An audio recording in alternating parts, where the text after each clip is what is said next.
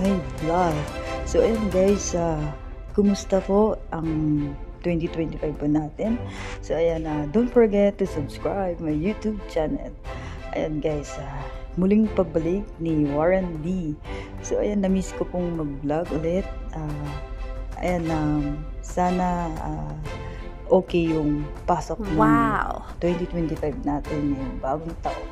So ayan, maintain lang natin yung magandang blessing na dumating sa atin. So, sana tuloy-tuloy ang ating mga pangarap. So, ayun nga guys, kauwi ko lang po, galing po sa trabaho. So, ako po'y pagod pa. Ayan, napag-isipan ko na magluto po ng sinabaw na manok para po mainitan po yung sikmura natin. Kasi sa sobrang lamig dito sa Saudi Arabia.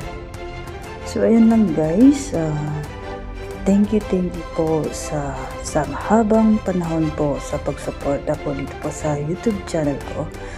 At saka thank you po sa lahat po ng admin at saka founder. At lalong-lalo na po sa mga ka-GC natin. Ayan, thank you so much po sa mga collab, ganyan. And sana papatuloy lang po natin ang ating mga suporta. Ayan, thank you so much po.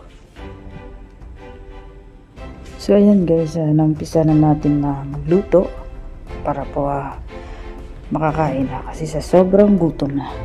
Wow! So ayan, iuna lang po natin yung mantika para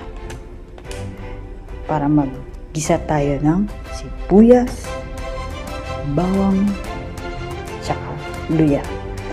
Kasi guys, ganyan ako magluto eh. Sinasama ko na lahat para isahan na.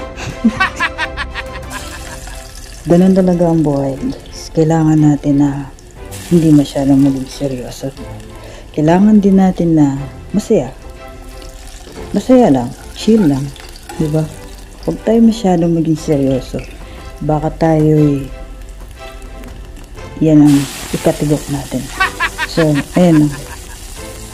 So, ayan na guys.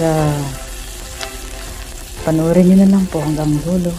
So, at ako'y matutulog na.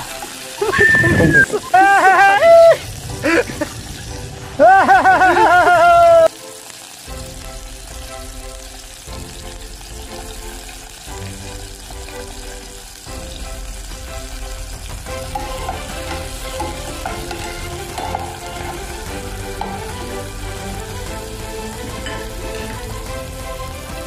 So yun guys, dahil nga nagisa na siya, so ilagay na natin yung pamanok, diba? Kasi nagisa na yung mga sibuyas, bawang, at saka luya. So ayan, lutuin na natin yung manok, diba guys? So pagkatapos lang ito guys, takpan lang natin ayan. So takpan lang natin, tapos lagyan natin ng magic sarap para naman sumarap yung lasa, yung sakto lang, diba? Saka huwag natin kalimutan yung paminta, yan, kasi nga yung powder na to guys, ito yung nakakasarap ng pagkain. Isa ito sa nagbibigay ng sarap ang lasa. Dahil hilig ako sa powder na lagyan.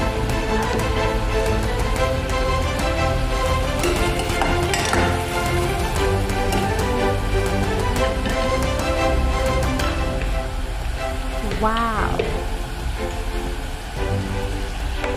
Lagyan na rin tayo dito ng tubig guys para kumulo na yung tubig. Ayan.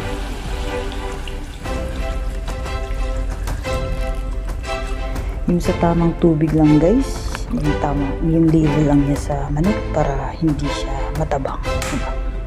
Para marami-rami ang kain. Wow! Ayan. Taren! So, ayan guys, tingnan natin. Ayan, kumulo na siya guys. kumukulo ng tubig. Saka siguro luto na talaga yung ano. Diba? So, lagyan natin ng konting asin. Ayun guys. Sakto lang guys. Baka may UTI kayo. Hirap na. Dapat yung sakto. Hindi ko guys. So, lagyan natin ng gulay. Ilalagay na natin yung gulay. So, yan. So, dahil kunti lang yung gulay ko, okay na yan. Basta meron. Diba? Okay. Lagyan lang natin ng maayos.